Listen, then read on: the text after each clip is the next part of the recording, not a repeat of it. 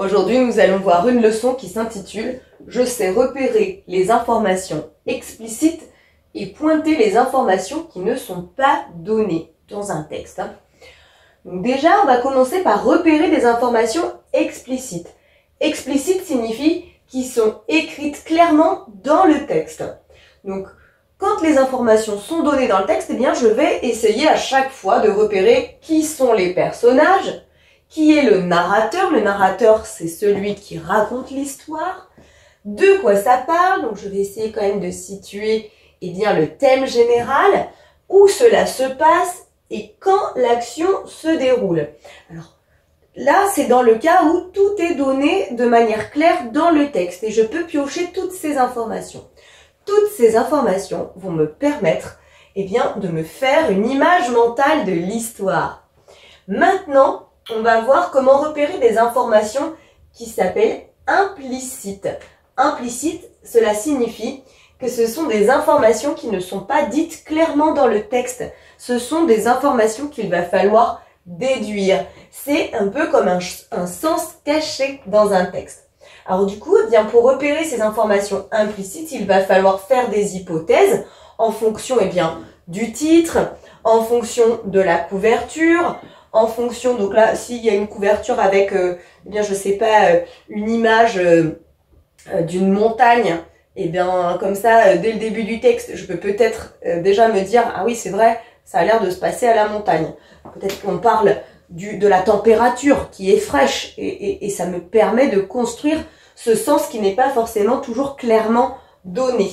Et je dis le savoir commun. Par exemple, si j'ai dans un texte, il se baladait à la capitale et il allait voir la tour Eiffel, eh bien je déduis grâce au savoir commun ici que le personnage évolue dans la ville de Paris, par exemple.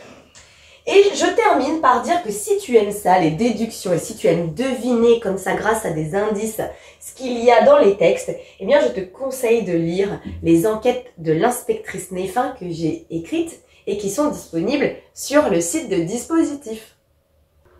À toi de jouer à présent.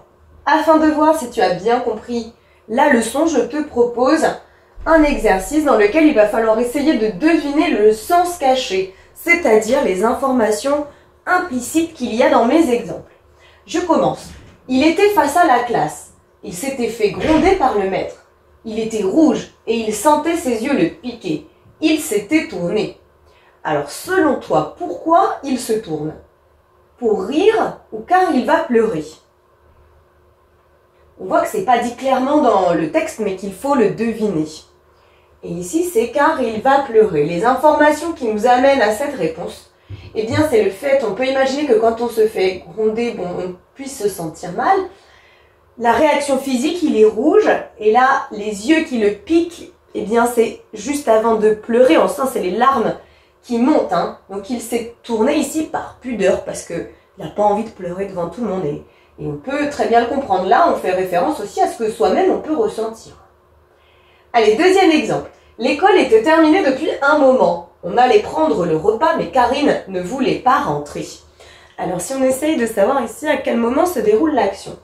Il est environ 14 h, il est environ 20 h, ou selon toi, il est environ minuit.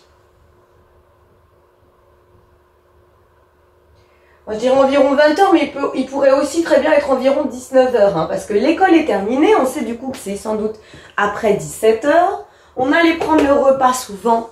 Le dîner, le soir, c'est entre 19 h et 20 h, quand on est un élève en tout cas, parce qu'il faut se coucher tôt.